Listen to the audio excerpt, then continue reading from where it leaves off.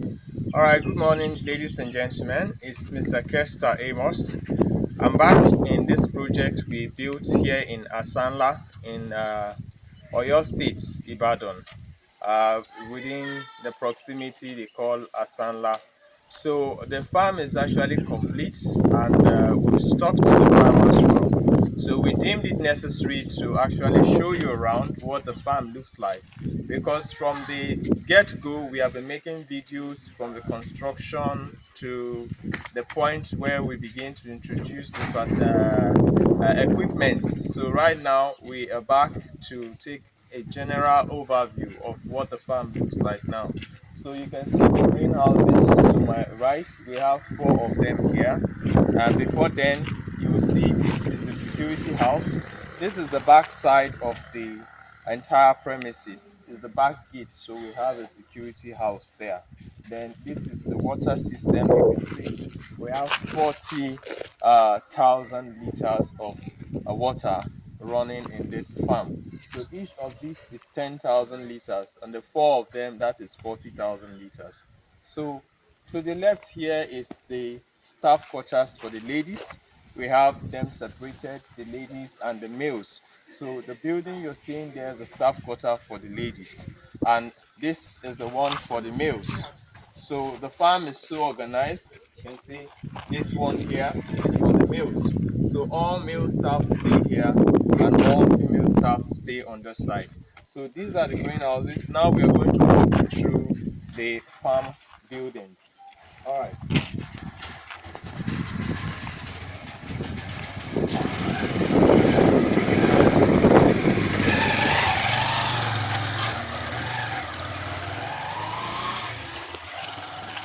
All right. So this is the water system for the greenhouses.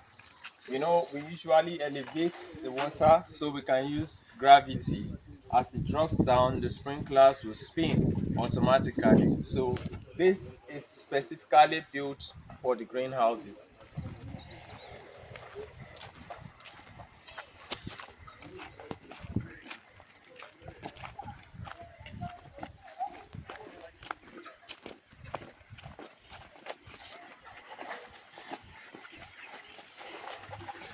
So this is the front part of the greenhouses. We have all the doors to this side, and the other is the back part. And here is the broiler house, but we are actually using it currently for the layers because we are doing the brooding and raising the broilers to cage. The pullets to cage stage. So currently, what we have on the ground here are pullets. These are 10-week-old layers. So we're going to come back to this. We'll definitely look at it from the front door. So this is the door to the first greenhouse. So you can see this is the work part. You go in straight and attend to the snails. There are no snails here right now. We're just preparing for stocking. So we'll just show you the doors to each of the greenhouses. And this is the next. So you can see this, we use the black net, and you can see the level of growth inside. You can see the level of growth. The vegetation is sparse because the black shade net, the ability to permit the white light is minimal compared to the white shade net, and that is the reason why we are switching from the black to the white, because the white seems to bring in more visibility and thereby allowing the vegetation to grow faster.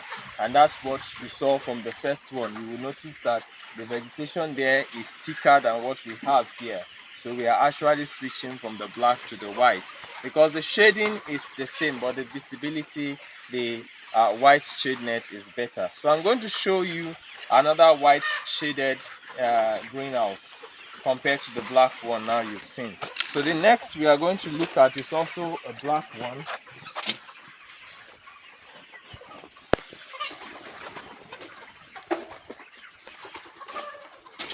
So here's another black shaded greenhouse. So we have 4 greenhouses in total. We use the black shade for 2 and the white shade for 2. So you will see the difference. So look at the vegetation. Exactly the same time all the greenhouses were covered.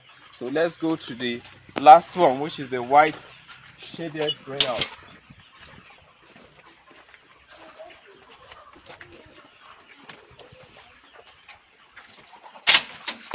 All right, so you can see the difference. So you can see the difference. Come inside. You can see the vegetation is almost competing with the top of the roof. And you can see even to the left, you can see everywhere is covered. That's because this is shaded with the white shade net. So the visibility is better. And of course, the shading is the same.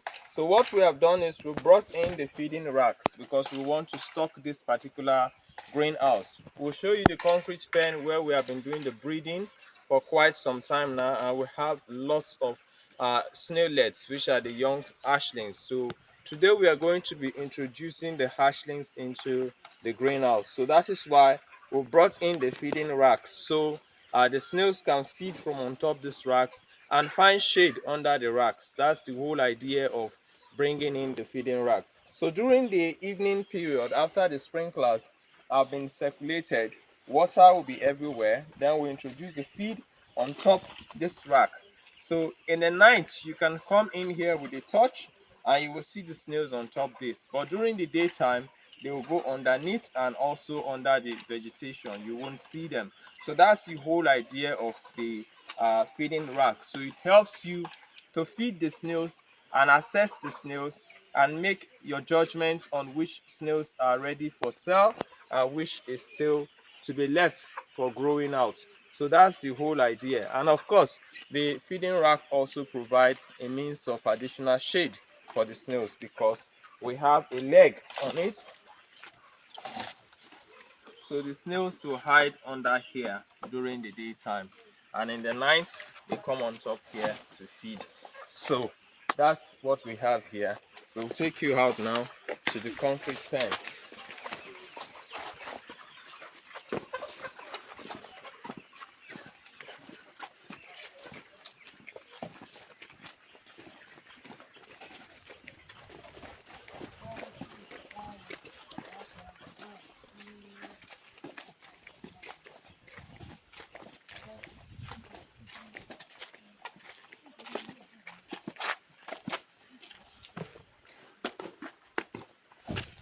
So here are the concrete pens. We have over 200 of them, as you can see. And because we are in Oyo State, where they have lots of cocoa, we use cocoa leaves for mulching because they find it difficult getting the banana and plantain leaves. So in a situation where you're finding it difficult to have access to banana or plantain leaves, the dry ones, you can always make do with the cocoa leaves, the dry ones. So most of the shading done on this farm, we use the cocoa leaves to do the shading. So they also perform very well with that. All right, so we'll move now to the broiler session. But before that, there's something I want to explain here. We discovered we've been having series of mortality, and I've come here to do an assessment and checked all the pens and everything seemed to be fine, but we're losing the snails. And then I that's why experience is very good. So from what I noticed, the weather here is very cold. This is a Sanla in Oyo State. It's really, really cold. Even when the sun is up, the environment is cold. So I think it may be affecting the snails. And because the snails are not native to this environment, they are snails that were brought from the south, which is the Acacatina marginata suturale species. And I'm attributing the mortality to that because the management has been doing a very good job. But then you can see the pens. The pens are okay, they feed them adequately, they water them adequately, but yet we keep picking out mortality. And when I observe the weather conditions, they are usually very cold here compared to where these snails came from. So I am thinking that the weather conditions may have contributed to the high rate of mortality of the snails. So going forward, I will be advising that snail farmers should always try to get snails within their local environment, because the snails should be adapted to the conditions of the local environment over there. So that should be a very good thing we'll be experimenting on going forward.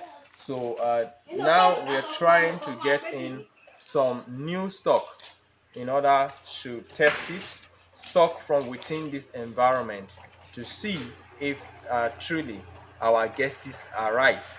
Because the only thing we can think about is the excessive cold from the environment here compared to where these snails were brought in from. So that's the suspicion. So for us to get our guesses right or wrong, we need to acquire snails from within this environment and run it for at least 3 months and see if there's a difference. If there is, then we know that certainly the environmental factors have played a major role in the mortality we are experiencing on the farm here.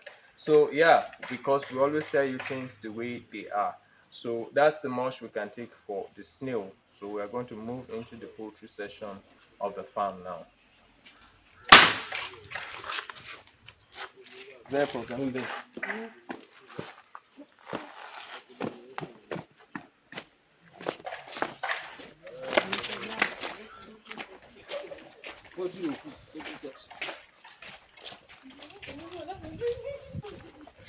All right, so this is the poultry, and this is the brooder stroke broiler house unit.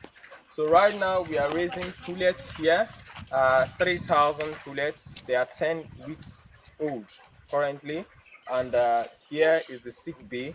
Now, if we have any birds that are showing signs of ill health, we introduce them right here. Now, I can't go in here because I will have to go in here first. So in practice, when you have a sick bay like this and you have the birds that are healthy, the attendants must always attend to the healthy birds first before attending to the birds in the sick bay. You don't go from the sick bay to the healthy birds. That will be a misnomer, because if you go into the sick bay first with the same clothes and the same footwears into the birds that are healthy, then you will have problems, because it means you might be the one that will transfer the sickness from here to the healthy birds. So once you see birds showing signs of ill health, you must have a place for isolation. Even the isolation here is the proximity is still too close, because when the birds arrived, I wasn't actually around. So when this extension was done, I wasn't aware until I came back this time. Ordinarily, this isolation should be at least 100 meters away from the poultry house. So once the healthy birds have been attended, then you can go to the sick bay and attend to the birds. But just to keep you informed, always attend to the healthy birds before going to the sick bay to attend to birds that are suspected to be infected or showing signs of ill health. So right now we'll step into the poultry house. This is our foot dip. We must use it.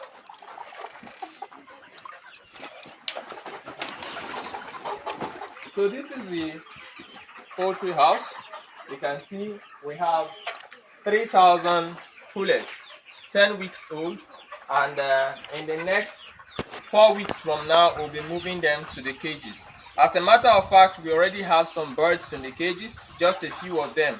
As a result of pecking, the ones that were injured, we moved them to the cages, and they are fitting into the cages perfectly already. So because they are not sick, they are just suffering from injuries from the pecking, so we have to separate them from the birds in the sick bay. It's different. That's a different case entirely. So you will see them by the time we take you to the battery cage pen. So this is what we have as our deep litter brooder house and broiler production center. So once the next 4 weeks, all these birds you see here will go to the cages.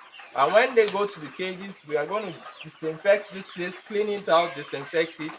Then we'll bring in broilers. And these birds will remain there for almost a year and a half, because they will start laying at their 19th, 20th week. and from then they will have to lay for 52 weeks, which is almost a year and 2 months. So between that, sorry, a year and 6 months.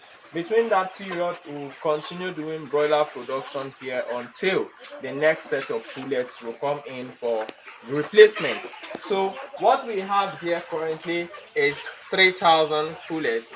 They are all 10 weeks of age. And of course, you can see we are using the automatic bell drinkers to make the job easy for the attendants. So after now, we are going to be introducing our broilers in here. So yeah, that's what it is. So we'll take you now to the battery cage system.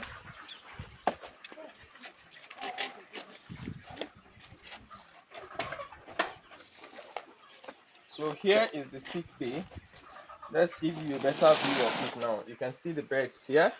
They're showing some signs of ill health, so we are treating them, giving them antibiotics here, and they are recovering very well. So once they are fully recovered, we can introduce them back to the birds in the healthy section. So next, you're on my way.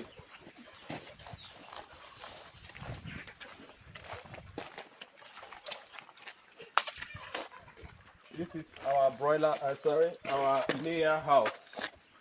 So you can see the cages are empty apart from these birds that we have here. As a result of pecking, we had to bring them here. Most of them have sustained injuries. Come inside. Most of them have sustained injuries as a result of the pecking. You can see the vents here. Their wounds is as a result of pecking. And we have actually debeaked the birds already, but yet we are still experiencing some form of pecking. They've been properly debeaked. So hopefully we see some improvement in the conditions. Now the wounds are already healing, so that's why we isolated them. So by the time the wounds are properly healed, we can reincorporate them to the other set of the birds. And mind you, in 3-4 weeks, they should all be coming to the cages. So we may decide to just keep them here until the other birds will join them here in the cages. So this is our feeder tank. You can see it up there. So the tank from the main supply on the farm supplies to this one, and from this one we supply down here. So we have our filters here. So you can see this is our filter, and we have the other filter here. We have another filter here. So that is to control the hygiene levels of the water that goes into these baskets or buckets and supply to the birds. So that's how it's designed. So you can see the entire space here is still empty because we have not brought in the birds properly from the deep litter house. So we have 3,400 capacity here for the laying birds, and of course that is what we have on the deep litter houses. So next we are going to take you to the fish ponds, and we'll call it a day.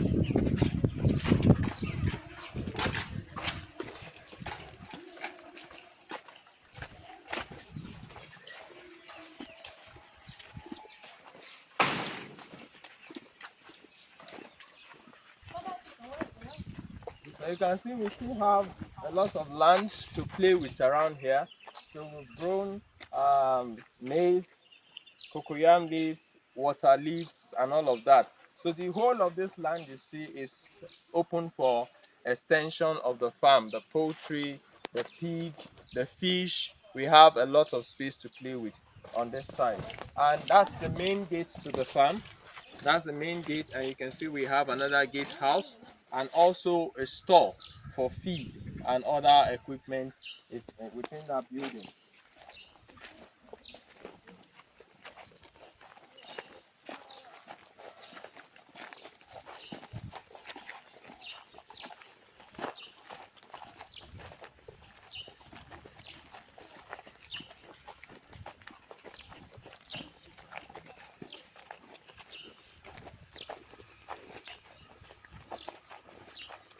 So these are the fish ponds. We have 8 of them. You can see from that end to this end, we have 8 ponds. that can each contain 2,500 fishes. But we've been having some serious challenges here.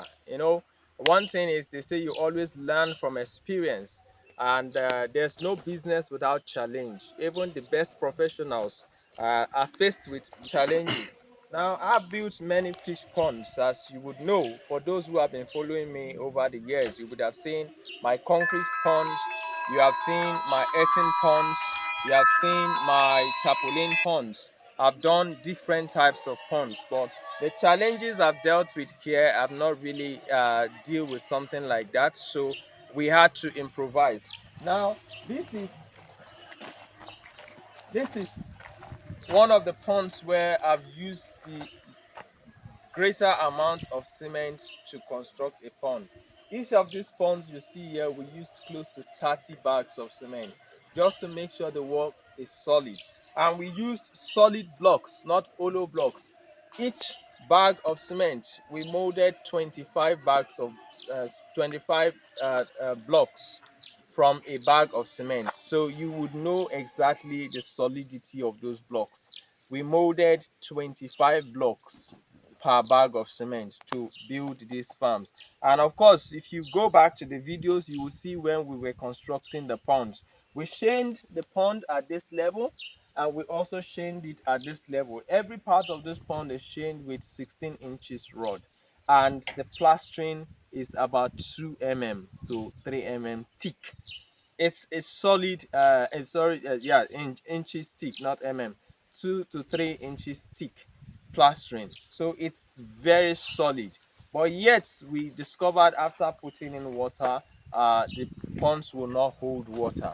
We've done a lot of correctional work and all of that, yet it won't hold. So we resolved to using the tarpaulins to seal up the pond in order for us to be able to use the ponds. So this is not really normal. I don't know what to attribute it to, because like I said, we've used lots of bags of cement, and of course I just explained to you the level of solid blocks we used to construct these ponds. But it's a strange one. We've built a lot of farms in different places, but this is a very weird one. So we had to resolve to using tarpaulin. The good part of it is one of the partners of the project was here with us all through the construction. In fact, he was even complaining, this amount of cement you're using for this pond, is it not too much? But because we always want to do a very solid work, we give it our best shot. And despite that, the ponds will not hold water. Even he himself was amazed.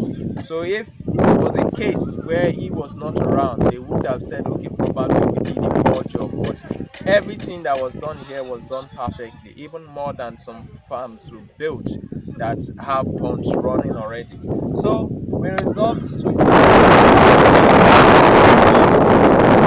ponds so we can introduce water in semi-tarpaulin and semi-concrete pond. So I don't know, many persons might be facing the same issue after building a concrete pond. I think it has to do with the type of sand they have within the environment. Because what I discovered is even after plastering with so much cement, we still have cracks like this. You can see this. You can see this line. We have lines like this virtually everywhere. We've done plastering on the ponds like 3 times, yet we still have these markings on the soil. So I think it has to do with the type of sand they have here for the plastering sand. So if anyone is facing this kind of situation, instead of just discarding or abandoning the pond, the best thing to do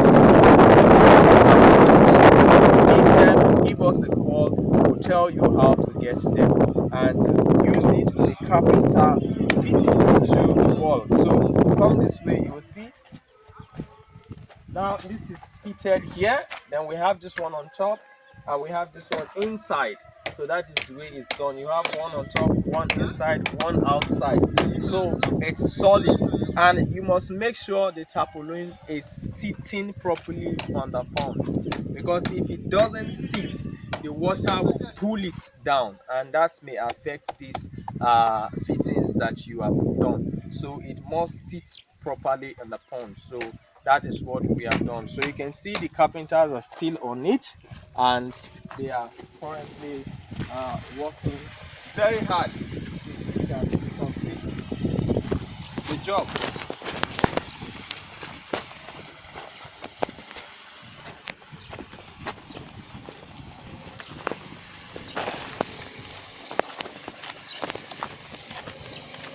So you can see these ones have been completed, and it's very solid.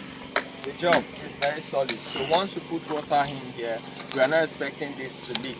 If this one leaks, then we don't know what to say again. Anyway, but we are confident this is not going to leak. So yeah, that's it. You can take a general view of the farm again. This is a pig farm, of course. Every time I've made a video on this farm, I've always technically avoided the pig farm because that was not built by me. I've said that several times, and I wouldn't want to show someone's work and claim it to be mine. It's not my project, but it's actually a pig farm that is built there.